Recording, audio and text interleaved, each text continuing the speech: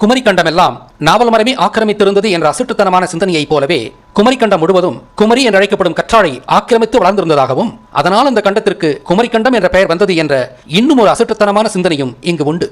ஐயோகோ, உண்மையில் குமரி என்ற சொல்லுக்கு இளமை என்ற பெயருள்ளதால் தான் மனிதனின் இளமையை காக்க உதவும் கற்றாழைக்கு குமரி என்ற கூடுதல் பெயர் சூட்டப்பட்டிருக்க வேண்டும்.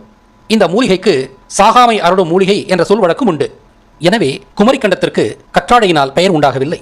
எப்படியெல்லாம் அசட்டுத்தனமாக சிந்திக்கின்றனர் பாருங்கள். ஒரு கண்டம் முழுவதும் ஒரே மூலிகை ஆக்கிரமித்து வளர வாய்ப்புள்ளதா? வேறு சில இலக்கியங்கள் குமரிக்கண்டத்தில் 49 நாடுகள் இருந்ததாகவும் அவற்றில் சில தென்னையின் பெயரால் அழைக்கப்பட்டனவென்றும் வேறு சில பனையின் பெயரால் அழைக்கப்பட்டனவென்றும் சொல்கின்றன. எனவே குமரி என்பது கற்றாழையால் வந்த பெயர் அல்ல. ஒவ்வொரு பெயருக்கும் பின்னால் ஒரு வரலாறு உள்ளதால் குமரி என்ற பெயருக்கும் பின்னால் ஒரு வரலாறு இருக்க வேண்டும். இயற்கை பேரிடரால் குமரி நீரில் மூழ்கிய செய்தியை நாம் அறிவோம். பல லட்சக்கணக்கான மக்கள் அந்த நீரூழியில் மாண்டு போயினர். இந்த சோகமயமானதும் அசாத்தியமானதுமான ஒரு வரலாறு நினைவு கொள்ளப்பட்டிருக்க வேண்டும் அல்லவா? அப்படி அழிந்து போன ஒரு கண்டத்திற்கு அந்த நிகழ்வை தக்க வைக்கும் ஒரு பட்டப்பெயர் சூட்டப்பட்டிருக்க வேண்டும் அல்லவா? நிச்சயமாக பெருந்திரளான மக்கள் கும்பலாய் மரித்தார்கள் என்பதுதானே இங்கு நாம் காலத்தால் நினைவு கொள்ள வேண்டிய செய்தி. கும்பலாய் மரித்த கண்டம் குமரி கண்டம். எனவே குமரிக்கண்டம் என்ற பெயர் பெருந்திரளான மக்கள் கும்பலாய் மரித்த கண்டம் என்ற வரலாற்றை தக்க வைத்துள்ள பெயர். குமரி என்ற இந்த பெயரை சூட்டியவர் யார்?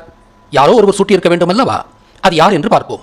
கொஞ்ச நாட்களாக முருகன் இலங்கையில் பிறந்தவர் என்று நான் சொல்லிக் கொண்டிருந்தேன்.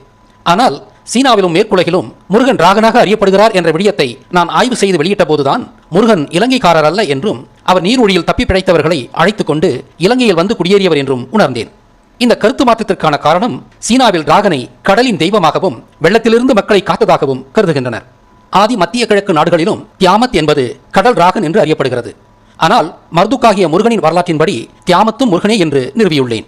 இந்த செய்திகளின் மூலமாக முருகன் குமரிக்கண்டத்தைச் சேர்ந்தவர் என்றும் அவர் தனது மக்களை நீரூழியிலிருந்து காத்து அழைத்து வந்து இலங்கையில் குடியேறியவர் என்றும் உறுதி செய்ய முடிகிறது.